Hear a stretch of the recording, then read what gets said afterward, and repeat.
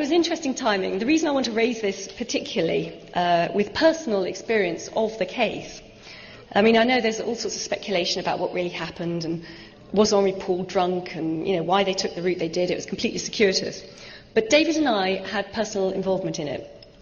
Apart from the timing, which really screwed our lives over for about a year afterwards, about 2 months after her death, we had a mysterious phone call. And it turned out it was Mohammed Al-Fayed, who wanted us to go to Paris and look at some documents he'd been offered. So, at this point, we're living in a very remote farmhouse. Black Ritz Mercedes comes to pick us up and take us to Paris. And almost crashes twice. So that could have been a good headline. Anyway, we look at the documents. He's been offered these for sale from a guy who's very vague about how he got hold of them. Oswald the Winter. That's the one. These were documents purporting to prove that there was CIA and MI6 involvement in Diana's death. And they looked good. But if you knew what a document really looked like, what a proper MI6 document looked like, there were some simple errors, things like the date timeline, things like the addressee list, they just weren't quite right. They were forgeries, they were very good forgeries. And this would have been a classic strawman technique. You know, Al-Fayed was asked for $20 million for these documents and probably would have paid if they were real, because he was desperate to prove that there was a plot against his son and his possible future daughter-in-law.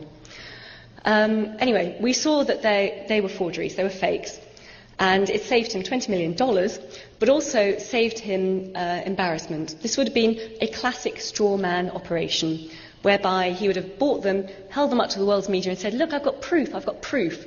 And then the authorities would have turned around and said, look, it's so obvious, look at these simple errors, of course they're forgeries. You can imagine what would have happened. Anything else he ever found out, he would have been dismissed as a fantasist. So, you know, his entire campaign for justice for his son would have stalled pretty much before it started. Anyway, as the lady down there said, the guy who was trying to flog him these documents was a well-known con man called Oswald or Oscar Lewinter. He was also notoriously an MI6 agent. He was quite well known. Most agents were pretty, their identities were quite tightly held. He was pretty well known, though, because he seemed to get involved in all sorts of dodgy activities. So that, to us, proved that there was an MI6 interest in this.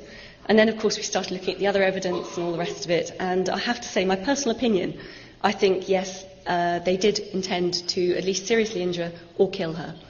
And it's not just about the fact that, was she pregnant, wasn't she? We'll never know, because they embalmed her against all French law so quickly. And all the other speculative things you see in the press. It's also the fact that it was reported that she was being a great success in the landmine campaign that she was running. Yes. But also, she was about to go into campaigning on the behalf of the Palestinians. Now, you can imagine someone of Princess Diana's profile doing that. They would not have tolerated it. They could not have dealt with that. So I think that's why she was taken out. I think they'd probably been planning it for a while, and it was just perfect timing. They did it when they did.